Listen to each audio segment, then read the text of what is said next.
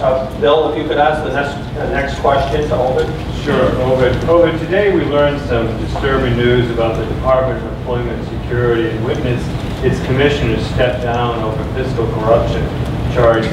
What will you do to ensure that ethics returns to the executive branch? Well, thank you, Bill, for that question. Those of you who don't know, Tara Reardon, the commissioner of the Department of Employment Security, was resigned today. It was disclosed that her department hired her daughter and put her on part-time work, perhaps consistent with ethical rules that currently exist. But then she asked, apparently, according to the allegations, asked the HR department to fire her so she could get unemployment benefits. This is the same direct commissioner of employment security which awards unemployment benefits. Let me tell you this. We are going to have the highest standard possible in state government if I'm the governor, and I'm going to be proactive. And we're going to meet with commissioners and set the higher standard than we have today. There's no room for this. No room for self-dealing, no room for taking taxpayer dollars to feather your own nest. Now, I hope these allegations are not true, but if they're not true, why would you resign? And we need to make sure that we bring the best and brightest to our state to work in state government in positions of authority.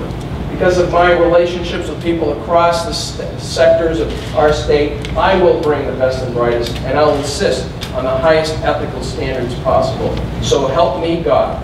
Thank you.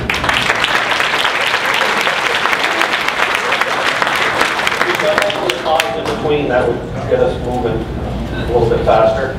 Yeah, I would comment on it by saying it's absolutely imperative that New Hampshire has the most transparent system possible. That's why when I talked about my opening remarks, making sure we're running a transparent and accountable government. We have to make sure that we have a robust Board of Ethics on the executive branch level. But at the same time, too, we have to make sure, I would work with my commissioners to make it absolutely imperative that if there's any appearance of conflict of interest, that they have to report that, or that they shouldn't be involved with a hiring decision or a firing decision if it looks like there's going to be certainly an appearance of conflict of interest.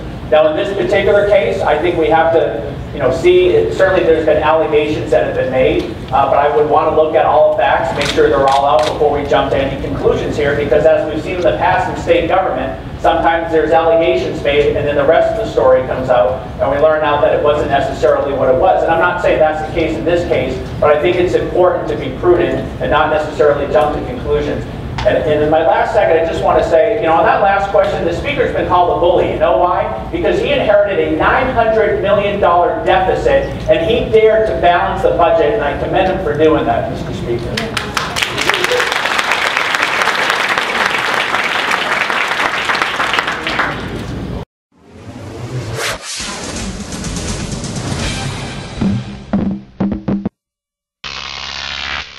GrokTV.